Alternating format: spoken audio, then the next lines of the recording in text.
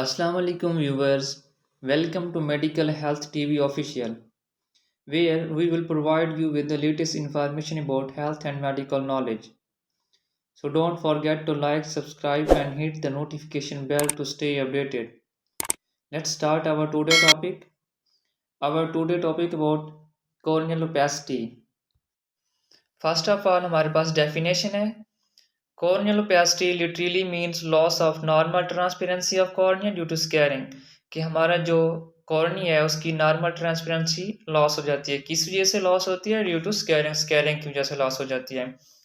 Then अगर हम इनके कॉजेज के बारे में बात करते हैं तो फर्स्ट हमारे पास है healed corneal wounds, healed corneal ulcers, congenital opacities.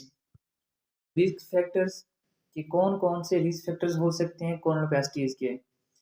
Vitamin A deficiency, eye infection, eye injury, chemical agents and foreign bodies, pink eye, including conjunctivitis, wearing contact lenses overnight.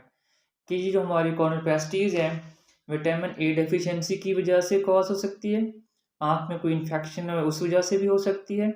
अगर आँख में कोई चोट वगैरह लगी है, कोई केमिकल्स आँख में चले गए हैं, कोई फॉरेन बॉडीज आँख में चली गई है, तो इस वजह से भी कॉर्नियोपैस्टीज कॉज हो सकती हैं. देन हमारे पास कंजक्टिवाइटिस है जो कि एक बैक्टीरियल टाइप का इन्फेक्शन है. इस वजह से भी कॉर्नियोपैस्टी कॉज हो सकती है. लास्ट हमारे पास जो है वेयरिंग कंटेक्ट लेंसेज ओवरनाइट, कि अगर आप कंटेक्ट लेंस को रात को लगा के सो जाते हैं, सुबह को इन्फेक्शन वगैरह आँख में कोई हो जाता है, तो इस वजह से कॉर्नियोपैस्टीज कॉज हो सकती हैं. सिम्टम्स ऑफ कॉर्नियोपैस्टी कि कौन कौन से सिम्टम्स हो सकते हैं. फर्स्ट हमारा जो है रिड्यूस विजन, कि हमारे जो विजन होती है वो लॉस हो जाती है. देन पेन, आँख में दर्द वगैरह शुरू हो जाता है. रेडनेस, आँख का सुर्ख हो जाना. फोटोफोबिया, रोशनी का आँख को नागवार गुजरना.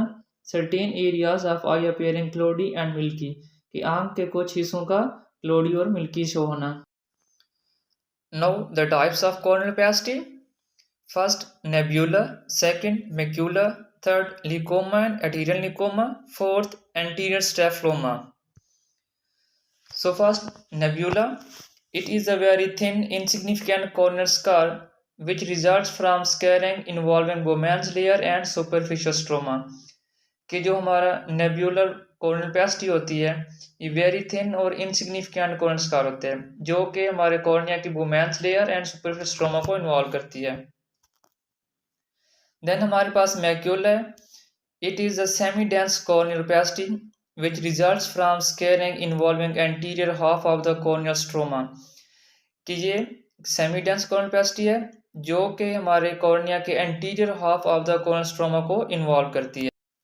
No leucoma, dense white opacity due to scarring of more than half of the corneal stroma. कि जो लिकोमा कॉर्नियल ओपेसिटी है ये एक डेंस वाइट ओपेसिटी है, ये मोर than half of the corneal stroma को इन्वॉल्व करती है. देन हम बात करते हैं एडहेरेंट लिकोमा की. It is a dense white corneal opacity with iris attached on it's back surface. ये भी एक डेंस वाइट कॉर्नियल ओपेसिटी है, बट इसमें ये होता है कि जो हमारा आयरिस होता है वो कॉर्निया की बैक सरफेस से अटैच हो जाता है. अब हम बात करते हैं एंटीरियर स्टेफलोमा की. कि anterior staphyloma is an ectatic cornea lined with the uveal tissue. कि एंटीरियर स्टेफलोमा में जो हमारा कॉर्निया होता है वो इक्टेटिक होता है और वो यूवियल टिश्यू के साथ लाइन कर जाता है. Now the corneal facet. Corneal surface is depressed at the site of healing due to less fibrous tissue. Such scar is called facet.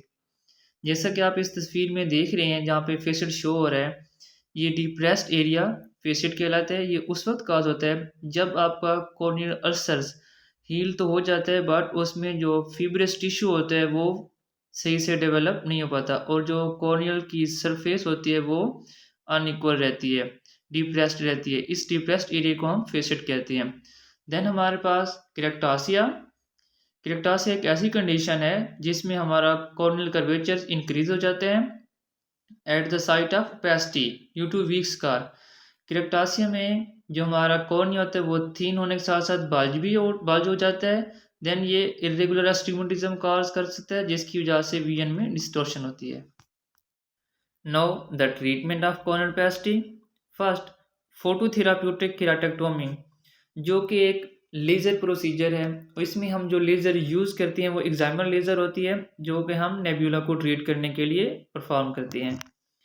Then हमारे पास आता है ऑप्टिकल इरिडेक्टोमी, जो कि एक सर्जिकल प्रोसेस होता है। इसमें हम आइरिस का कुछ हिस्से को रिमूव कर देते हैं ताकि हम विजन को इम्प्रूव कर सकें। जी, हम उस वक्त परफॉर्म करते हैं जब हमारा जो प्यूपिल होता है वो ब्लॉक हो जाता है कॉन्ट्रास्टी की वजह से। देन हमारे पास केराटोप्लास्टी होती है। केराटोप्लास्टी एक मेडिकल टर्म है जिसमें हम कॉर्निया ट्रांसप्लांटेशन करते हैं। ये एक सर्जिकल प्रोसीजर होता है जिसमें हम डैमेज्ड कॉर्निया को, या कि जो हमारे पास डिजीज्ड कॉर्निया है उसको हेल्दी डोनर कॉर्निया के साथ रिप्लेस कर देते हैं। Thanks for watching. उम्मीद करता हूँ आज की वीडियो आपको अच्छी लगी होगी। चैनल को लाइक, सब्सक्राइब और शेयर कर दें ताकि आपको मज़ीद आने वाली वीडियोस मिलती रहें। शुक्रिया।